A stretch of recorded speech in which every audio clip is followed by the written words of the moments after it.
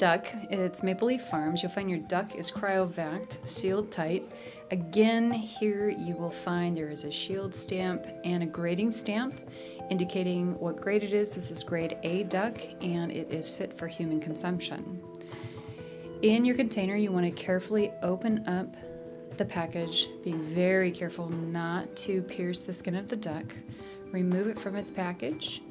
You want to drain out any kind of blood and so forth so it doesn't get on your board, doesn't spill. And then inside you will find a neck, usually a liver, perhaps some giblets, perhaps a kidney, and oftentimes it just depends on what they stuff inside the bird. So neck, heart, kidneys, giblets, and liver.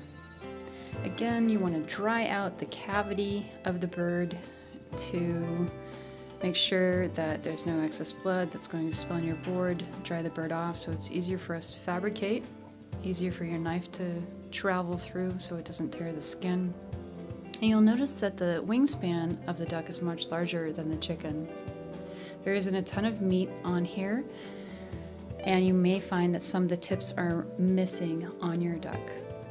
Inside you'll find lumbar or kidney fat. We want to save all the fat from our duck. It's liquid gold. You can render it down and cook with it. Massage the legs away from the cavity. It's not as easy to see where the legs articulate with the thighs and the cavity because the skin of the duck is so fat, but recognize where the leg is. The thigh is a little bit smaller than on the chicken.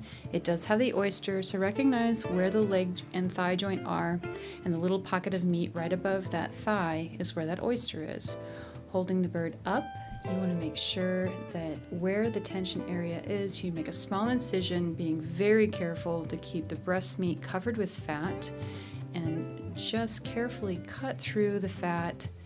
Again, don't cut any meat whatsoever. Right above the pelvic cavity, there's a natural line of fat. Recognize it from where you did on the chicken. Tuck your knife in around underneath the pelvic cavity to the tail, and recognize where the thigh meat is. It's very simple to see where it separates from the rib cage and the pelvic cavity. You want to very carefully make sure that you don't cut any of that thigh meat, any of that leg meat, following through the fat directly above the leg, across the top of the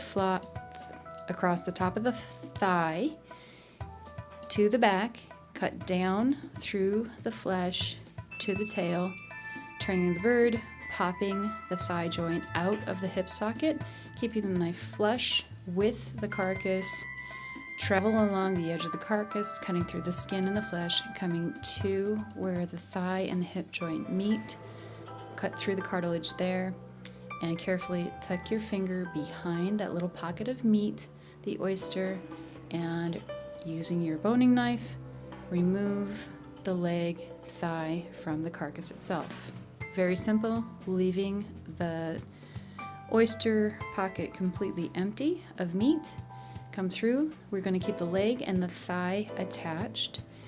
This is the preparation most of the time on duck leg and thigh because they're so small. Cut off any kind of excess fat pockets. Again, we're going to save the fat to render down to melt so we can use the fat to cook with. And that very simply is how you remove the leg and thigh meat from the duck, bone in. Go ahead and repeat on the opposite side. And if you wanted to come in right above the pelvic bone, again, just make a small incision, careful not to cut into the flesh, and travel right across the top of the leg, just cutting through the fat, remembering always to keep the breast meat completely covered with fat. We always want to protect the breast meat. That's the most expensive part of this bird. Ducks are a little bit more expensive than chickens are, so you want to be extra careful with them especially. Cut down into the tail meat, removing the flesh from the carcass and keeping your knife flush with the carcass, with the backbone coming down to where the hip joint and thigh articulate with the cavity. Cut through the cartilage there. And remembering that you want to tuck your finger tuck your finger right behind the oyster to remove that meat, leave that oyster cavity barren of any meat whatsoever, remove the leg and the thigh. It's very simple. Again, remove any kind of excess fat. We'll keep that. Fat from duck is a hot commodity and expensive to buy in the grocery store. And if you see any excessive artery pockets, go ahead and just tuck those out of there. Again, we just want to serve a nice, clean piece of protein to our guest. Next, we're going to go ahead and we want to remove the breast meat. So like the chicken, you have 2 breast lobes. This you will find that the neck is intact as far as the skin goes. That's because the skin is fat and it's expensive. Again, it's worth money, so it's not removed when the animal is sold to you. Cut through, score the skin to expose the keel bone, the breastplate, and you're going to carefully peel away, just like you did on the chicken, the meat from the breastplate. And you'll find that the rib cage is a little bit more short, so it juts out further than the chicken does. So just keep that in mind as you're peeling away the meat from the bones itself. Come through very carefully, keeping your knife flush with the keel bone. With your fingers and your knife, gently peel away the bone, leaving no meat whatsoever on this carcass. We're not going to remove the wishbone here. What we'll find is we can come in once we remove the front part of the breast meat. When we come to the very back, we're going to tuck our knife around the wishbone to sneak all that nice meat out of there. So carefully, as you can see, you're going to come in, recognize where the rib cage is, keeping your knife flush to the carcass, carefully just easily scrape away and peel that meat off of there. Now you do have a very small tendon there. That is the tenderloin. Again, that's one of the major muscle groups that helps to move the wing. You notice the meat is dark here. That's because this bird is a migratory bird. There's more myoglobin present in the meat.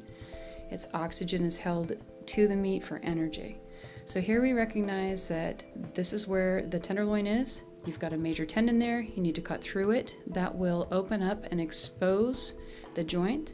Tuck around the back side and scrape away the meat from the wishbone and peel away the meat and recognize where the joint of the wing, shoulder blade, and breast articulate with a cavity and cut straight through, angling your knife towards the carcass to remove the breast from the carcass itself. Now what you're left with is your boneless breast. We're going to carefully push back the meat and trim out neatly that excess fat. Fat tastes good, but again, we want to make sure that we save this. In the neck area, you'll find that there are lymph nodes. They are gray, spongy-like matter. That's where impurities reside in our bodies and in all animals, so we want to remove those. So we'll cut those off and then come through, and from the back side of the bird, we want to make sure that the breast meat is covered with skin, so we just want to trim out the excess fat. We'll remove the tenderloin, and again, you can make something delicious and special for small children by standardized breading that. It'll be delicious, or you can eat it yourself. And then you want to come in and remove the pocket of fat and arteries that reside here. There are 2 very large arteries that you will see peeking out at you. You want to pick those up with your fingers, pull them up, and cut them off. Do not follow them into the flesh of the bird. They will retract into the bird. All you have to do is pick them up and pull them and cut them off, and they'll sneak back into the bird. Then here you have where the breast meat articulated with the wing joint. This is very, very tough connective tissue, so it's going to be important that we get that out of there once you've removed those arteries. So you see right here, I've pulled that artery up, sneak it out of there, and the remainder of it falls back into the bird. When you cook that, it will poke out at somebody if you don't remove it, so you don't want to do that for sure. You don't want that to happen. So now you've got this tough piece of connective tissue. So you want to sneak your knife in underneath, careful to just remove the connective tissue. You don't want to mangle the bird or lose any meat. Do not follow this connective tissue into the flesh. Just cut off what you can see and remove anything that's going to be tough when you cook it. Remember, connective tissue becomes very tough when you cook it, so you want to be careful about that. So go ahead and remove that. Sneak your knife in underneath. Gently, gently, gently create a little lift, pick it up, and pop it out of there. Just gently lift it out of there with your knife. Remember to angle up so that you're not removing any excess meat from the bird itself. Costs a lot of money, so we don't want to lose that. That connective tissue can go into stock. So now we have a completely covered breast of duck, and some chefs will have you trim up the fat a little bit further than that. We'll render the fat, it becomes nice and crisp, it's delicious, it's part of the flavor profile of the bird, but too much is too much. So make sure it's nice and neat. You're using nice, clean strokes, and we also want to go ahead and score the skin. Just score gently through, not to the flesh, but just to score the skin to create a greater surface area so that when we go to render this fat, it renders quicker, enabling us to keep the duck nice and rare so that it allows us to cook it to whatever temperature it is we need to when we do decide to prepare it. Do the other side. So now we're going to go ahead and do the other side of the bird, and we're going to mimic exactly what we did on the first side. Come in very closely using your boning knife, to carefully peel away any meat. It'll gently pull away. Your knife is just your tool to help you remove that meat, keeping the keel bone and rib cage completely free and clean of duck meat. Peel it out of there. Just follow along, keeping your knife close to the carcass. You can see how the rib cage juts out a little bit further. The angle is sharper than on a chicken carcass. So just be aware of the anatomy of this bird. Come through, peel that meat right off, and from the front we will go ahead and peel back, cutting through the excess skin, always angling towards the carcass so that we never are cutting into the breast meat. And then we want to come through. There's your tenderloin. And remember, that's a major artery. There's a huge piece of connective tissue in there that connects that. You want to pop through that so it opens it up and you can see where the wing articulates with the carcass itself. You have a wishbone, or excuse me, you have a shoulder blade on that side. Remove it, and voila, you have your second boneless breast. Remember, you have lymph nodes here in the neck piece. They're soft and spongy. You want to go ahead and cut those up. Those are going to be trash. Those are not good to eat. We don't want to feed those to anybody. All right? You can see they're like pudding, kind of pockets of gross pudding. So get rid of those. Trim up your duck breast. The excess skin, again, we save because it's liquid gold. Render it down, make it crisp, eat it, use the fat to cook delicious things with. Trim out all your excess fat. Remember, you have those little artery pockets. Remove the tenderloin for another preparation. And you have the connective tissue as well that you'll need to remove so that it eases the comfort of your guests' eating experience.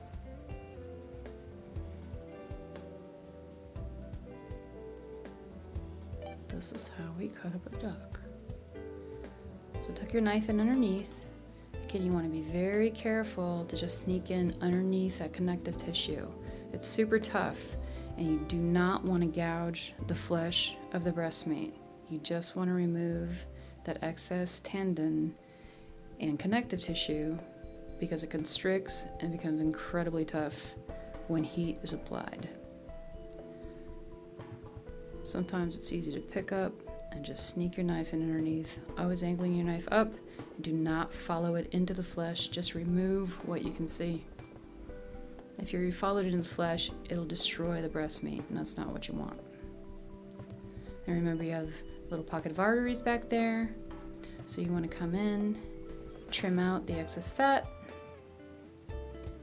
Nice, clean, straight cuts. Duck is very high in fat, so the longer you work with it, the softer it gets. So you want to try and be as quick as possible, quick and efficient. is beneficial. Score the skin so it's easy to render down. And voila. Remember not to cut into the flesh.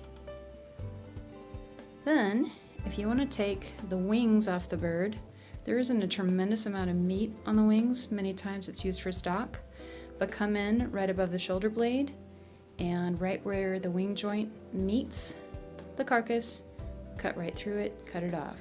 Same thing with the other side.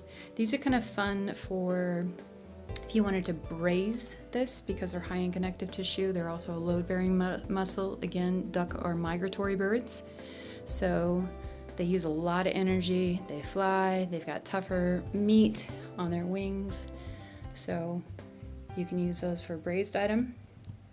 Chinese spiced hot wings are delicious, and so you can cook them just as you would buffalo wings or chicken wings, but just remember there's not as much meat on them. Where the cartilage articulates with the joints, cut straight through, and voila. You have something for a delicious dish. And a lot of times just those wing tips will go into stock. So you keep the meatiest portions of the bird. The rest of it you're going to use for stock, except for the skin. You want to come back through the duck and you want to peel off as much excess skin as possible. I cannot emphasize enough how valuable duck skin is. We render it down, we keep the fat. The fat's like 25 bucks a pound if you're going to order it online, so you want to make sure that you keep as much fat as possible. It is considered a protein. It will rot, so you want to make sure that you freeze it if you can't use it. The remainder of the carcass, free of most of its fat, free of most of its meat, will go into stock. You end up with 2 tenderloins, carcass, 2 wings, 2 boneless breasts, 2 bone-in leg and thigh, and duck fat. And then you also have the internal organs, the heart, the liver, the gizzard, the neck. Neck will go into stock. Liver we can make pate with. And the heart and the gizzards you can put into stuffing or any other type of maybe dirty rice or something like that. And there you have your fabricated duck. There.